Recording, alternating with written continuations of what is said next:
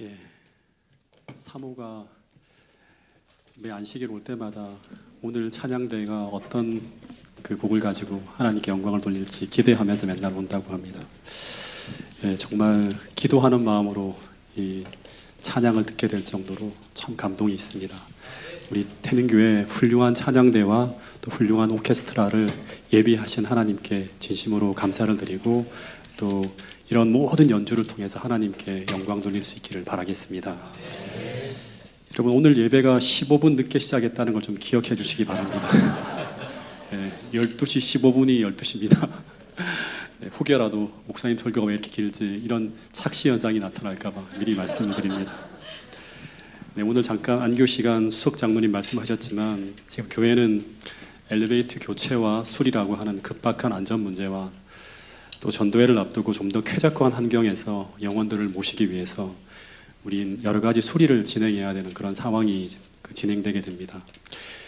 그래서 성도들의 헌신이 필요한 상황이 되었는데 여러분, 가능한 전 교우들이 이 일에 동참해서 교회가 한 마음으로 연합되어지고 또 우리 모두가 축복받는 그런 시간이 될 수 있기를 진심으로 소망합니다.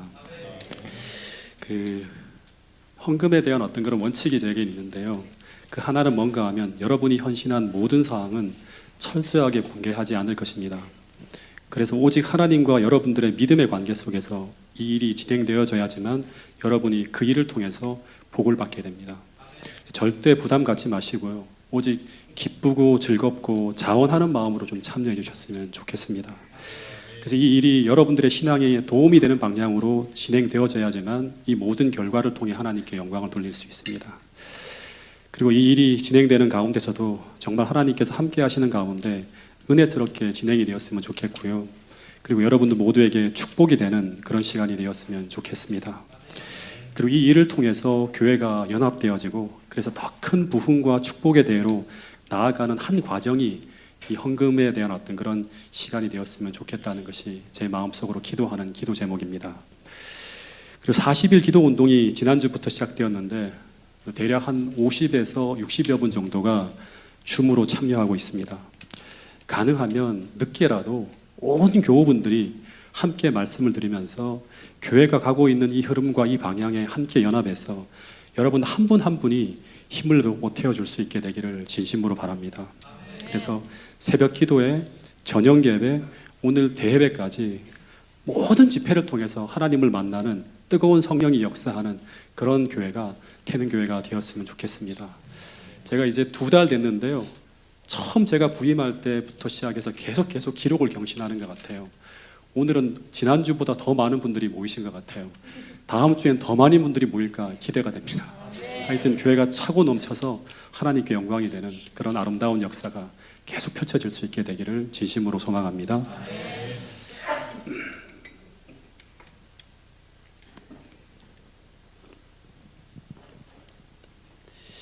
오늘은 경제 위기를 지나갈 때 우리가 생각해야 될 것이라고 하는 주제로 함께 말씀을 좀 나눠보려고 합니다.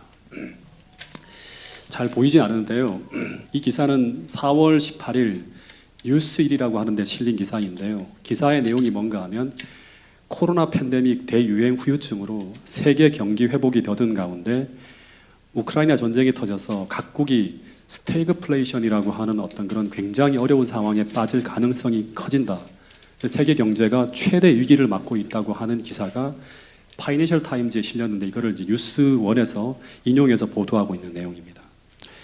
그래서 실제로 러시아 우크라이나 전쟁으로 인해서 지금 아시다시피 곡물 가격이 폭등하고 또 원유 수출이 중단되어지면서 원자재 가격이 폭등하고 있습니다. 그래서 제가 어저께 본 기사인데요. 이 세계은행에서는 50년 만에 최악의 물가 상승을 경고하기도 합니다.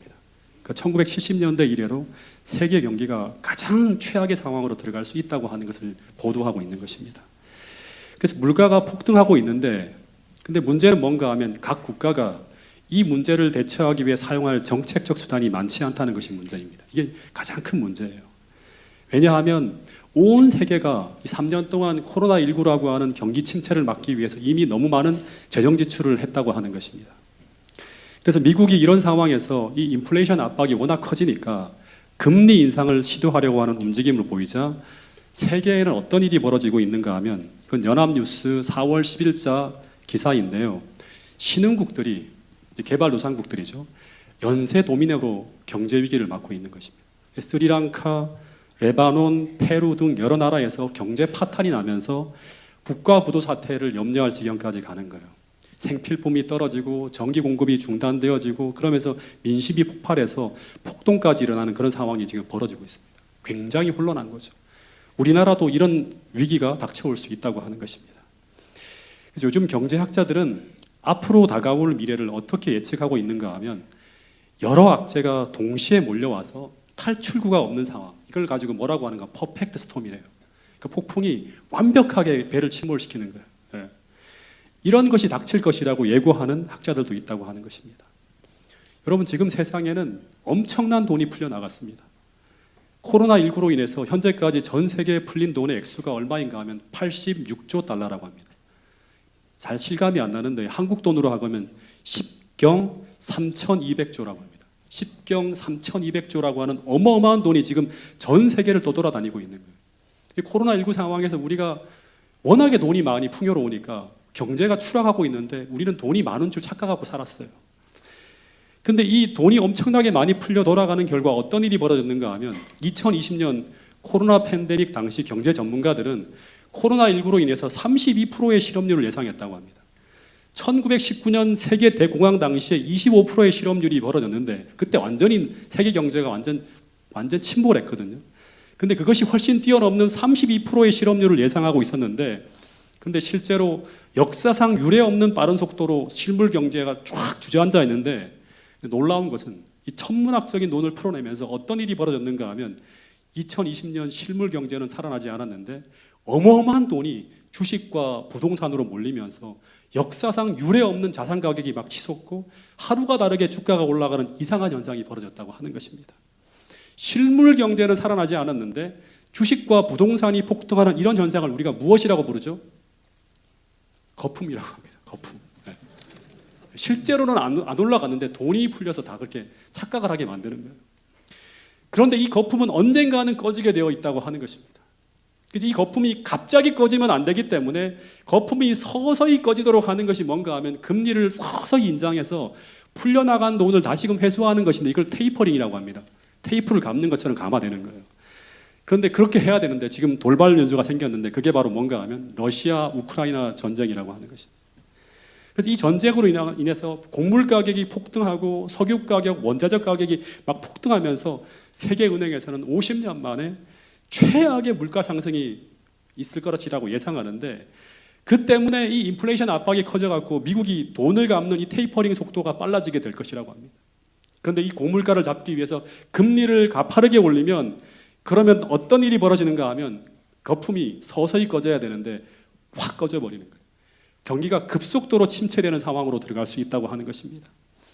그런 더 큰 문제는 경기가 급속도로 침체하는데도 불구하고 물가가 폭등하는 이런 현상을 뭐라고 하는가 하면 최악의 상황입니다. 스태그플레이션이라고 합니다.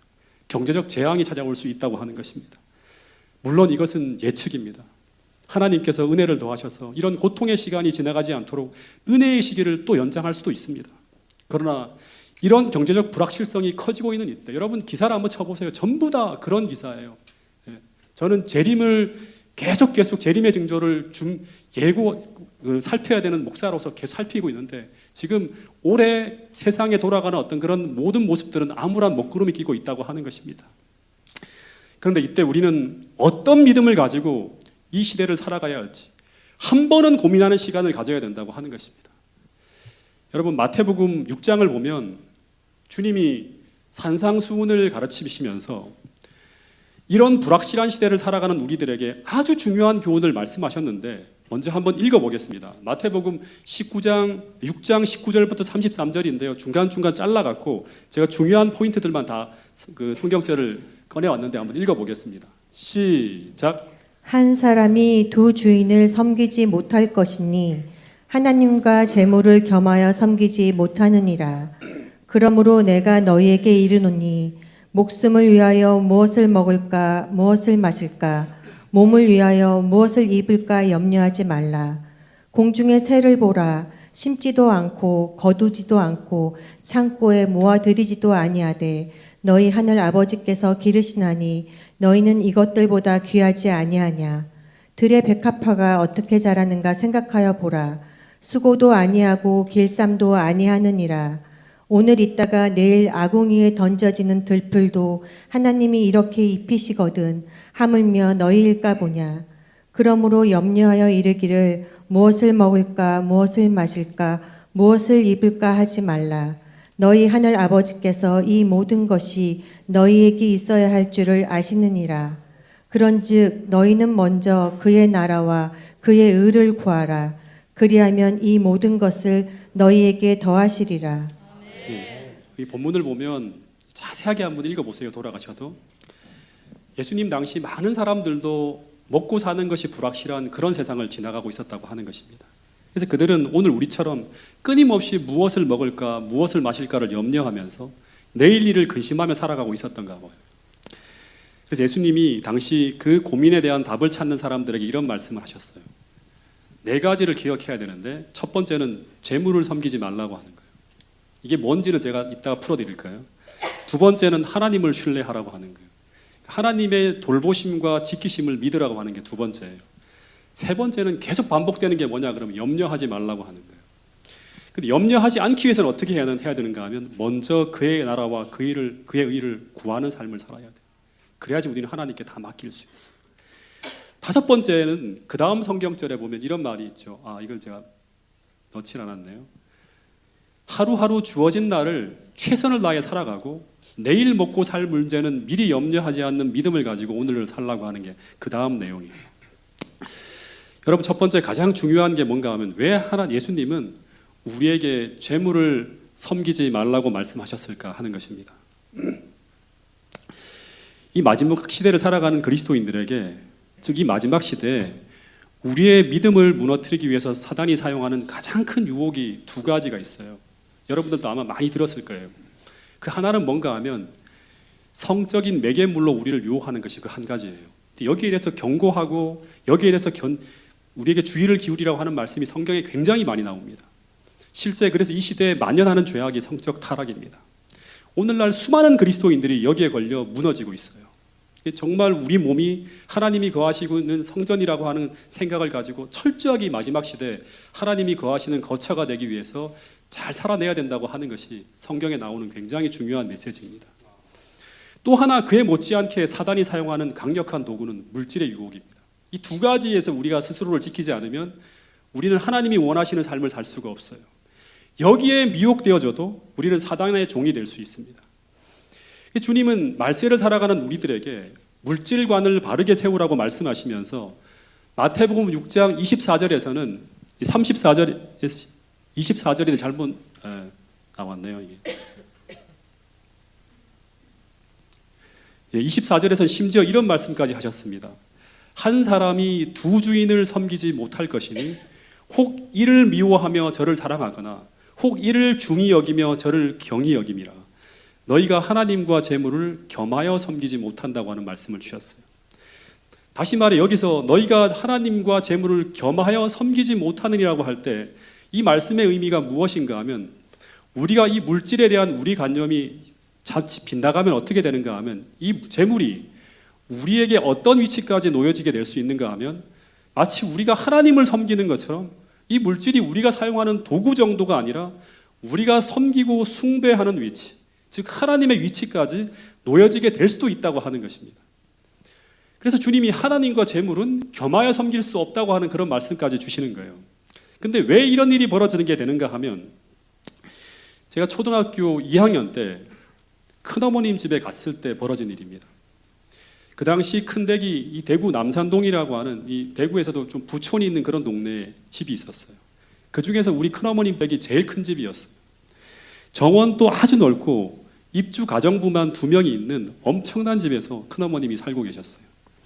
제가 당시 초등학교 2학년이었는데 그때 집안에 무슨 행사 때문에 제 일가 친척들이 다 모였어요. 굉장히 많은 식구들이 모여 있었는데 그때 어른들이 그 큰어머니의 외손주를 대하는 것과 저를 대하는 것이 완전히 차이가 난다는 걸 느꼈어요. 네.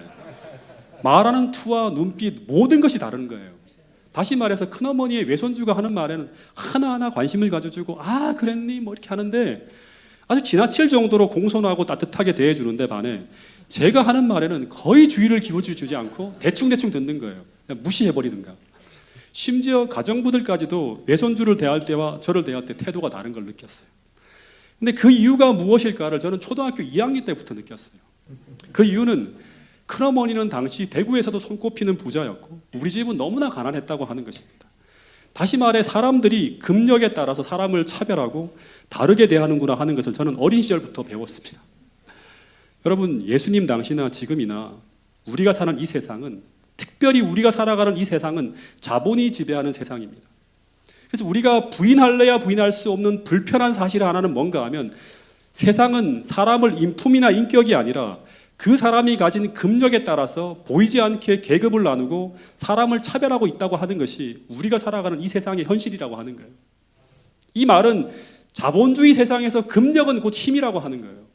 다시 말해서 그 사람의 부가 곧 그 사람의 인격처럼 보이고 그 사람의 부가 그 사람의 명예처럼 보이고 그 사람이 가지고 있는 부의 크기가 곧 그 사람의 세상적 레벨이 되는 시대가 바로 오늘 우리가 살고 있는 이 자본주의 세상을 지배하고 있는 질서라고 하는 것입니다. 여러분, 이것은 국가 간에서 나타나는 질서예요. 경제력이 국방력이고 경제력이 정치적 파워인 거예요. G7이니 상임이사국이니 전부 돈으로 세워지는 지위들이에요. 어디 이뿐인가요? 오늘 우리가 살고 있는 이 사회는 오늘 우리가 얼마나 많은 돈을 가지고 있는가에 따라서 수많은 기회가 열려지기도 하고 막혀지기도 한다고 하는 사실이에요. 돈으로 인해서 어떤 사람은 죽을 수밖에 없는 질병에서 고침을 받기도 하고 반대로 어떤 사람은 그 치료비가 없어가 죽어가는 것을 우리는 보게 됩니다. 심지어 대학도 타고난 실력으로는 그 자본의 벽을 넘기 어려운 거의 불가능한 세상이 오늘날 우리가 살고 있는 이 세상이라고 하는 거예요. 다시 말해 대학도 돈으로 가는 시대예요. 심지어 죄를 지은 사람도 돈이면 그 사람이 어떤 변호사를 고용하는 것에 따라서 그 죄의 경중이 달라지고 재판의 결과가 달라지는 것이 바로 오늘날의 세상의 모습이라고 하는 것입니다. 다시 말해서 제가 말하고 있는 건 뭐냐 그러면 돈이 만능이고 돈이 모든 것을 가능하게 하는 것처럼 보이는 세상이 오늘 우리가 살아가고 있는 세상이라고 하는 거예요. 사람들이 돈을 숭배하게 되는 거예요. 여러분, 사람들이 돈을 숭배한다고 하는 이 말은 어떤 말인가 하면 사람들은 오늘날 거의 전능하다시피 한 이 돈을 벌기 위해서 수단과 방법을 가리지 않는다고 하는 것입니다. 제가 어느 기사를 봤는데요. 참 충격이었어요. 아버지가 변호사이고 아들은 아버지 밑에서 일을 했는데 근데 그 아들이 아버지의 도장과 명의로 사람들에게 수억 원의 돈을 빌렸는데 갚지 못하게 되었어요.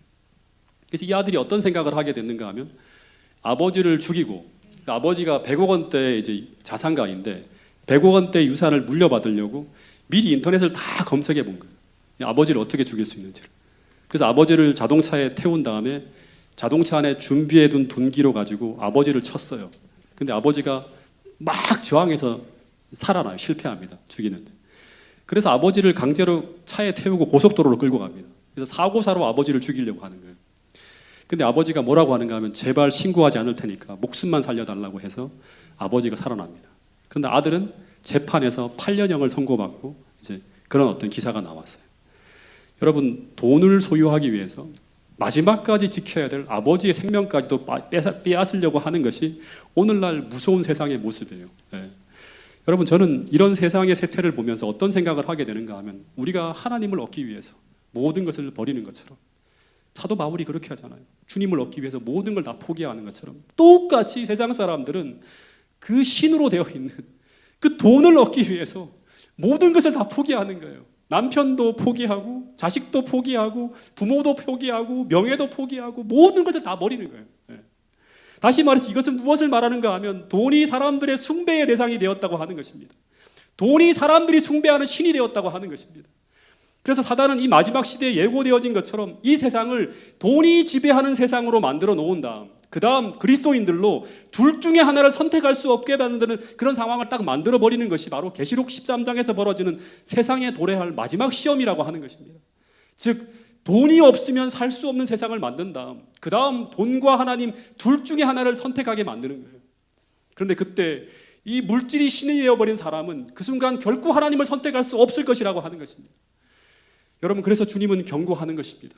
사람이 두 주인을 섬기지 못할 것이니 혹 이를 미워하고 저를 사랑하거나 혹 이를 중히 여기고 저를 경히 여김이라. 너희가 하나님과 재물을 겸하여 섬기지 못하게 될 것이라고 분명히 말씀하고 있는 것입니다. 그런데 이 돈이 하나님과 같은 위치에 놓여지는 그런 종말적 세상을 살아가게 될 때, 그때 우리는 어떻게 이 물질의 유혹을 극복하며 살아갈 수 있는가? 여러분, 주님은 산상수훈의 말씀을 통해서 먼저 하늘을 나는 새를 보라고 하는 거예요. 땅만 바라보지 말고 물질만 바라보지 말고 하나님이 만드신 이 천년계를 바라보라고 하는 거예요. 하늘을 나는 새들을 보라고 하는 거예요. 들의 백합화를 보라고 말씀하고 있는 것입니다. 그러면서 그 새들이, 그 들꽃들이 어떻게 하나님의 손에 의해 길러지고 어떻게 자라고 성장하고 꽃이 피고 열매 맺는지를 바라보면서 너희도 물질이 아니라 그렇게 너희를 돌보시는 하나님을 믿는 믿음으로 살아가야 된다고 말씀하고 있는 것입니다. 여러분, 또 하나, 예수님이 물질에 대한 얘기를 참 많이 하셨는데요. 마태복음 13장에 보면 이런 말씀이 나와요. 우리 마음밭에 하나님의 말씀의 씨앗이 떨어질 때 열매 맺지 못하게 되는 마음밭을 몇 가지를 나열하며 설명을 하세요. 그 중에 하나는 뭔가 하면 길가, 또 하나는 돌짝밭, 또 하나는 가시덤불이에요. 근데 이 가시덤불로 비유된 마음밭은 어떤 마음밭인가 하면 그래도 말씀이 좀 들어가는 거예요. 길가는 아예 이 말씀이 그 속으로 파고들지도 못해요. 돌짝밭도 많이 힘든 거예요. 근데 조금 들어가는 밭이 어딘가 하면 이 가시덤불로 비유되어진 마음밭인데, 이 밭은 제가 볼 때는 그리스도인, 오늘날로 말하면 말씀에 깊이 뿌리를 내리지 못한 그리스도인들을 이야기하고 있는 것 같아요. 근데 이 가시덤불로 비유된 마음밭은 어떤 마음밭인가 하면 본문에 보면 재리의 유혹이 우리의 마음을 지배하는 마음밭이라고 합니다. 세상의 염려와 재물의 유혹에 말씀이 막혀서 결실하지 못하는 마음밭이 어디인가 하면 가시덤불로 있는 그런 마음밭이에요. 결국 우리가 물질의 유혹을 하나님 말씀을 믿는 믿음으로 이겨내지 못하면 우리 인생은 하나님이 바라시고 원하시는 길로 나가지 못하고 결국 열매 없는 삶을 살게 된다고 이야기하고 있는 것입니다. 이 세상적 가치관이 우리를 지배하면 우리는 참된 그리스도인으로 살아갈 수 없고, 더하여서 그런 가치관과 그런 세상적 가치관이 지배하는 교회는 절대 하나님 나라가 될 수 없다고 하는 사실을 우리는 기억해야 됩니다. 세상의 힘이 여러분을 지배하지 못하도록, 그리고 교회를 지배하지 못하도록 우리는 끊임없이 하나님의 약속을 믿고 그분의 말씀이 지배하는 그런 삶을 살아가기로 굳게 결심하는 태능교회 모든 성도들이 될 수 있기를 간절히 바라겠습니다. 성경과 예언의 신을 보면 물질에 관한 이런 약속이 있습니다. 참 이게 참 우리에게 참 감사한 건데요. 주님은 우리의 헌신을 받으실 때 그 헌신을 그냥 받아 사용하지 않으시고 반드시 돌려주신다고 하는 것을 성경과 예언의 신에서 약속하고 있습니다. 물론 이것이 기복신앙으로 흘러서는 안 돼요. 하지만 하나님이 우리의 이기적인 본성을 보시면서, 우리의 연약함을 보시면서 이런 약속을 해주셨어요. 자, 이 말씀은 제가 참 귀하게 여기는 말씀인데요. 같이 한번 읽어보겠습니다. 교회 증언 3부강 382페이지에 있는 말씀입니다. 시작. 구속의 경륜을 통하여 하나님의 지혜는 모든 자선 사업이 그 세부에 이르기까지 2배로 축복을 받는 작용과 반작용의 법칙을 제정하였다. 가난한 자들에게 주는 자는 다른 사람들을 축복하는 동시에 스스로가 더 큰 축복을 받게 된다. 하나님께서는 죄인을 구원하시는 일에 사람의 도움이 없어도 당신의 목적을 달성할 수 있으셨다. 그러나 그분은 인간이 자아부정과 자선심을 개발할 수 있는 이 큰 사업의 한 부분을 맡아 행하지 않고서는 행복할 수 없음을 아셨다. 여러분, 이게 세상의 경제학 법칙이 아닌 하나님의 경제학 법칙이에요. 이거를 우리가 잘 연구를 해야 하고 이걸 경험해야 돼요.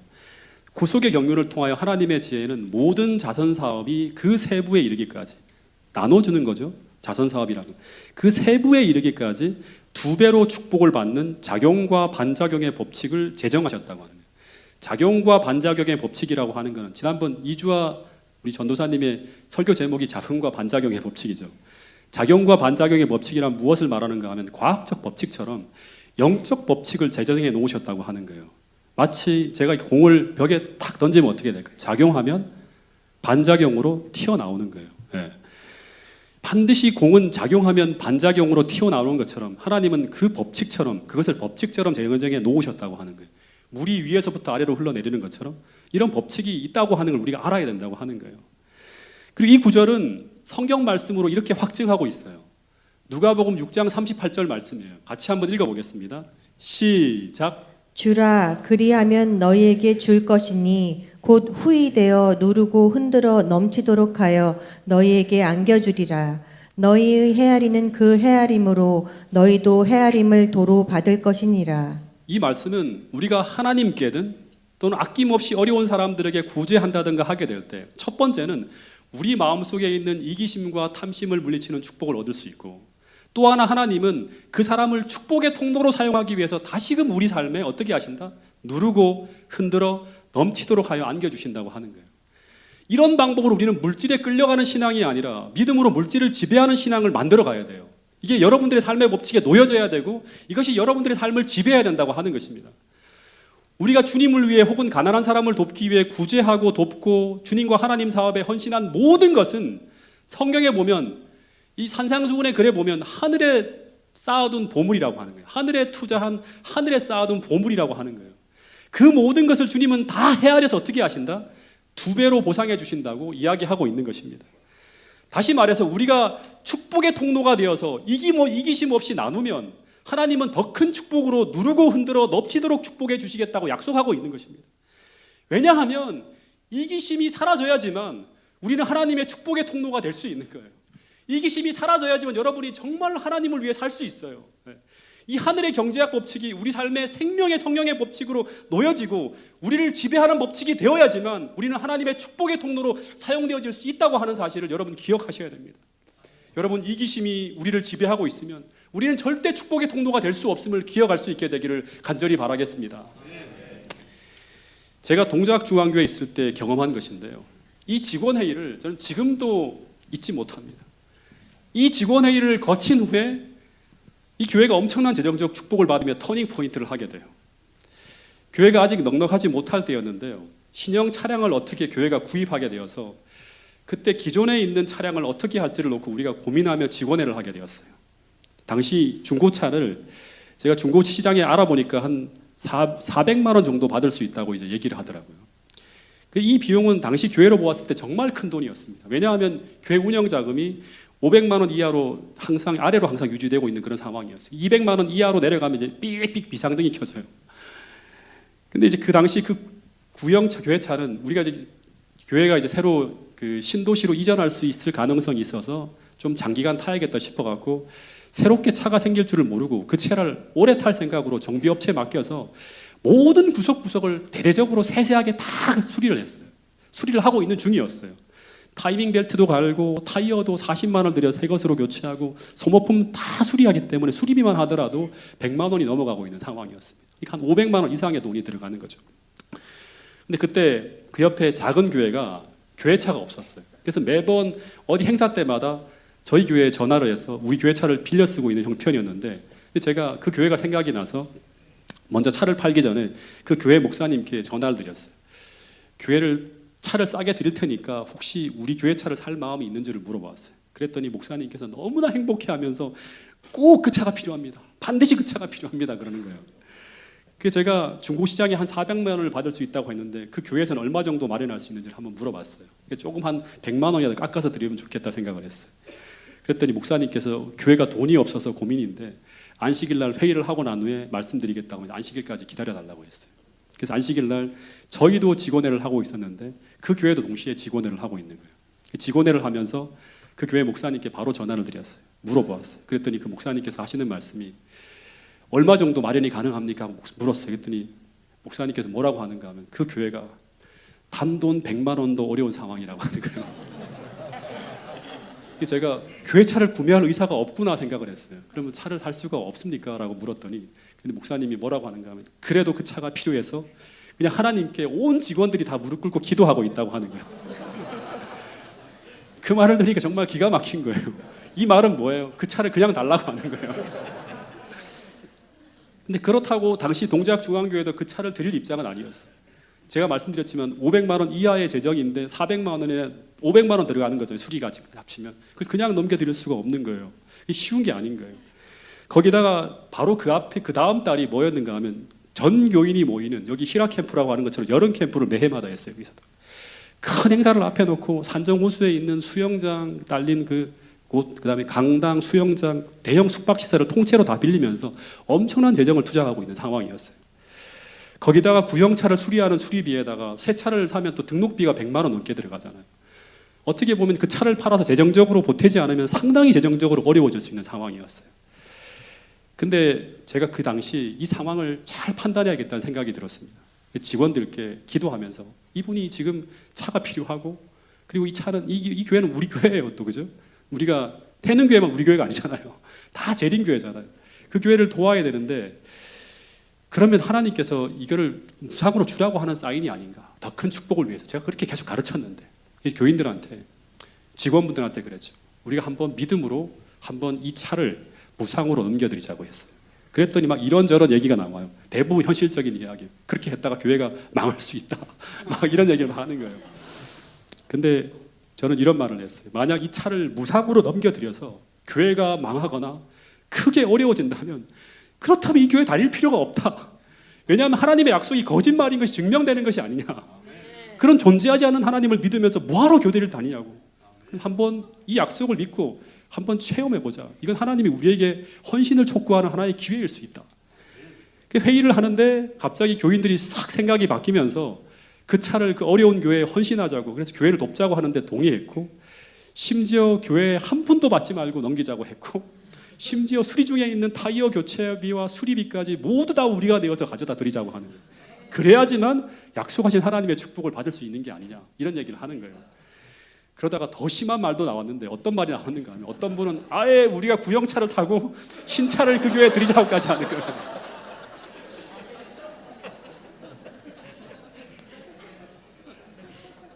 근데 만약 그것까지 했다면 더 큰 축복을 받았을지 모르겠어요. 늦은비 성령을 받았을지 모르겠어요. 근데 제가 거기까지는 믿음이 없어갖고 그냥 차를 깨끗하게 수리해서 드리는 정도로 하자고 했어요. 그 당시 교회가 어려운 형편이었지만 깨끗하게 다 수리를 해서 싹 다 마련해서 그 차를 보내드렸는데, 근데 그 결과 어떤 일이 벌어졌는가 하면, 당시 동작중앙교회 모든 교인들은 그 후에 역사를 함께 했습니다. 어떤 도움을 받았는가 하면, 먼저 도움을 받은 그 교회가 그 차를 받고 난 후에 교회가 선교적으로 동력을 얻어서 분위기를 쇄신하면서 침례자가 나기 시작하는 거예요. 교인들과 함께 방문하고 야유회를 가고 하면서 큰 유익을 얻어서 그의 침례자를 많이 내면서 몇 년 동안 없었던 3대 성장 교회로 선정이 돼요. 그 교회가.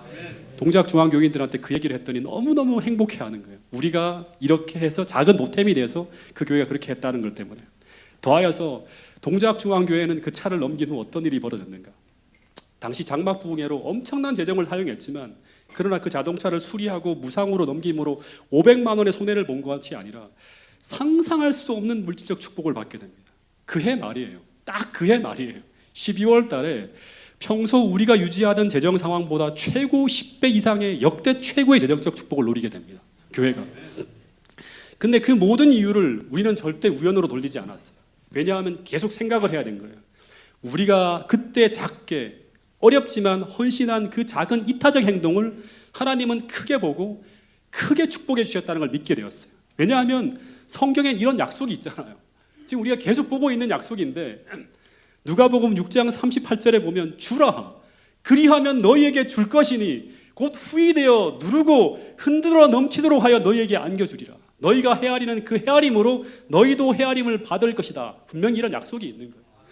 잠언 11장 24절에 보면 흩어 구제하여도 더욱 부하게 되는 일이 있나니 과도히 아껴도 가난하게 될 뿐인 그런 상황이 벌어질 수 있다고 하는 것입니다. 다시 말해서 우리가 축복의 통로가 되어서 이기심 없이 나누면 하나님은 더 큰 축복으로 누르고 흔들어 넘치도록 축복해 주시겠다고 한 약속이 분명히 있다고 하는 것입니다. 이 경험을 한 후에 교회는 이제 이 축복의 통로로서 역할을 끊임없이 감당하기 위해서 그해 또다시 교회 재직들은 이 받은 축복을 놓고 너무나 많은 재정이 들어오는 거예요. 고민하기 시작했습니다. 왜냐하면 하나님은 또다시 이 교회를 시험하실 것을 알기 때문입니다.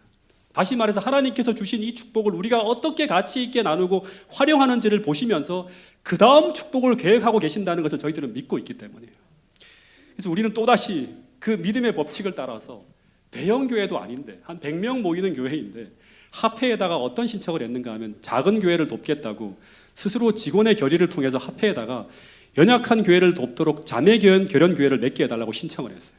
보통은 큰 교회, 대형 교회하고 작은 교회가 맺는데 동작중앙교회가 그냥 합해다 신청을 한 거예요. 창동교회와 자면교회를 맺고 결연교회를 맺고 매년 200만 원씩 그 작은 교회를 돕는 데 재정을 사용했고, 그리고 어려운 일이 생기는 교회나 도움을 요청하는 모든 교회에 물질을 나누었어요. 액트 교회가 화재가 났을 때 바로 재정적으로 도와줬고, 어떤 성도가 수해를 당해서 어려움을 당하고 있다는 충청합회 소식을 듣자마자 바로 그의 직원에 들어와요. 그러면 또 돕고, 그리고 모든 교회에서 도움을 요청할 때마다 끊임없이 우리가 할 수 있는 대로 넉넉하게 도왔다고 하는 사실입니다. 근데 그래서 어떻게 되었는가? 교회가 가난하게 되었는가? 절대 그렇지 않고 더 엄청난 재정을 우리가 축복을 받게 됩니다. 엄청난 재정을 풀었지만 또다시 온 교회가 그렇게 이타적으로 물질을 사용하며 믿음으로 펼쳐나갈 때, 당시 교회는 2010년도부터 2012년까지 겨울마다 유일하게 그 동네에서 기름 보일러를 사용하던 그 교회였는데, 정말 가난한 교회였는데 난방비 200만 원이 없어서 겨울마다 특별 헌금을 하던 그런 교회였어요. 근데 당시보다 30배 이상의 교회 운영 자금을 소유하게 되어서 무엇이든지 교회가 할 수 있는 교회가 되었다고 하는 것을 당시 모든 교인들은 알게 되었다고 하는 것입니다. 끊임없이 나누었지만 점점 더 재정이 넉넉하게 채워져가는 이상한 기적을 계속 교회는 보았다고 하는 것입니다. 여러분, 저는 믿습니다. 우리가 본래 성서에서 나오는 그런 법칙을 따라 우리가 순종하고 그런 정신으로 살아간다면 하나님은 아브라함을 축복하신 것처럼 오늘 우리도 이런 축복의 방법으로 축복하실 것이라고 저는 믿습니다. 다시 말해서 주기 위하여 구하고 나누기 위해 받는 그런 하나님의 축복의 법칙을 따라 우리가 용감하고 과감하게 주의 뜻을 실천하며 살아갈 수 있다면 하나님은 오늘 우리에게 나가도 복을 받고 들어와도 축복하시고 우리가 하는 모든 일에 하나님은 축복하실 것이라고 성경은 약속하고 있다고 하는 사실입니다. 여러분, 이 생명의 법칙과 이 축복의 법칙이 여러분들의 삶에 꼭 놓여지게 될 수 있기를 간절히 바라겠습니다.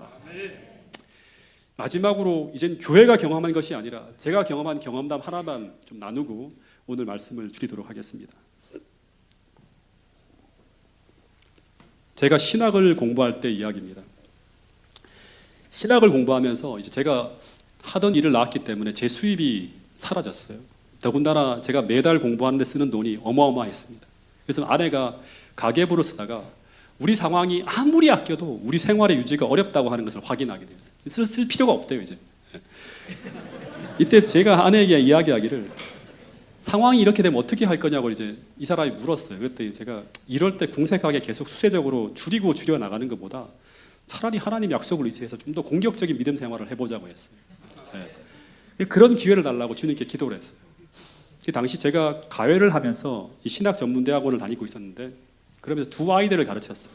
거기에서 나오는 돈으로 삼육대학까지 가는 기름값에 작은 용돈을 제가 쓰고 있었어요. 그 돈이 한 80만 원 정도가 나왔는데, 근데 그런 기도를 하는 사이에 놀랍게도 수입이 더 늘어나는 것이 아니라 과외를 하던 중에 두 아이 중에 한 아이의 아버지가 갑자기 사업이 부도가 나서 더 이상 과외비를 줄 수 없는 형편이 딱 되었어요. 그래서 한 달에 수입이 40만 원이 확 줄어들어 보니까 굉장히 보통 상황이 아닌 거예요. 비상 상황이 된 거예요. 아내한테 손을 내밀어야 되는 상황이 된 거예요. 세상적으로 보면 빨리 이제 새로운 과외 자리를 또 찾아야 되는 상황이에요. 근데 여러분, 이때 우리가 판단과 선택을 잘해야 합니다. 왜냐하면 이것이 기회일 수 있기 때문인 거예요. 계속 기도하면서 우리가 살아야 돼요. 네. 그래서 곰곰이 생각했습니다. 그랬더니 떠오르는 생각이 내가 기도하고 있었지 않냐고, 기회를 달라고 하나님, 이런 생각이 떠올랐고, 동시에 떠오른 게 뭔가 하면 시대의 소망에 있는 글귀예요. 이거 수도 없이 제가 읽었는데 갑자기 이 말씀이 불같이 제 마음속에 탁 담기는 거예요. 이게 뭔가 하면 자기 희생의 법칙이 무엇이다? 자기 보존의 법칙이라고 하는, 정말 중요한 말씀이에요. 이 마지막 시대를 살아가는 우리에게 진짜 중요한 말씀이에요. 네. 여러분, 우리가 이것을 믿어야 됩니다. 그리고 이 법칙이잖아요. 이 법칙이 우리 안에 생명의 성령의 법칙으로 놓여져야지만 우리는 죄와 사망의 법칙에서 해방될 수 있어요. 죄와 사망의 법칙에 끌려가지 않을 수 있어요. 이기심이 지배하는 그런 삶을 살지 않을 수 있다고 하는 거예요. 이 말은 우리가 내 것을 희생하면 하나님께서 이 땅에 있는 제 것을 지켜준다고 하는 그런 말씀과 똑같은 거예요. 그래서 주님은 먼저 너의 형편을 염려하지 말고 먼저 그의 나라와 그의 의를 구하라고, 그러면 이 모든 것을 지켜주고 책임져 주시겠다고 약속하고 있는 거예요. 지금 이 순간 내가 구해야 될 하나님의 나라와 그의 의가 무엇인가를 생각해 보았습니다. 그것은 바로 그 아이를 계속 책임지고 가르치는 거예요. 기도는 했지만 선택하는 거 쉽지 않습니다. 왜냐하면 제가 자주 이야기하지만 우리가 말씀 앞에 순종해야 될 때는 대부분 신앙의 모험을 해야 되기 때문에 모험을 한번 해봐야 돼요. 걸어가지 않은 그런 길을 걸어가 봐야 된다고 하는 것입니다. 저는 한번 이 한계 상황에서 한번 하나님을 믿어봐야겠다는 생각을 하고, 이 상황은 하나님이 주신 축복의 기회로 생각하고 가위를 받지 않고 계속 그 아이를 가르쳤어요. 그러면서 그 아이를 고등학교 졸업하기 직전까지 2년 동안 계속 가르쳤습니다. 근데 무상과외라고 우리가 소홀히 가르치면 이 법칙이 진짜인지 검증할 수 없을 것이라는 생각 때문에 진짜 더 철저하게 가르쳤어요. 왜냐하면 여기는 하나님의 축복을 경험해야 될 곳이기 때문에. 주말을 다 포기하고 어떤 날은 주말에 교회 행사가 있으면 주중에 그 아이의 야간 자력 수업이 끝나는 시간 밤 10시에 맞추어서 갑니다. 그럼 밤 12시까지 가르치고 집에 돌아오면 새벽 1시가 넘어요. 그런데 당장 돈이 더 들어가기만 하고 수입이 없으면 생활이 쪼들리고 훨씬 더 어려워져야지만 정상입니다. 왜냐 그러면 저도 이제 벌이가 확 줄었기 때문에. 여러분, 하나님의 경제학 법칙을 믿으시게 되길 바라겠습니다. 하나님은 누르고 흔들어 넘치도록 하여 주신다고 약속하고 있기 때문입니다. 그럼 제가 이 하나님의 경제학 법칙으로 제가 받은 첫 번째 축복은 무언가 하면, 제가 이 아이를 가르칠 때마다 처음에 돈을 받고 가르치면 눈치가 보여서 성경 가르치는 시간이 굉장히 이게 눈치가 보여요. 근데 공부를 하기 전에 제가 꼭 이 아이를 축복하는 기도를 하고 한 20분씩 성경을 꼭 가르쳤어요. 근데 이 아이를 가르치면서 1차적으로 제가 받은 축복은 뭔가 하면 이 아이의 마음에 당시에 신앙심이 생기기 시작했다고 하는, 이것만으로도 너무너무 행복하고 감사했어요. 주님, 이것으로 족합니다. 이런 생각을 하게 만들었어요.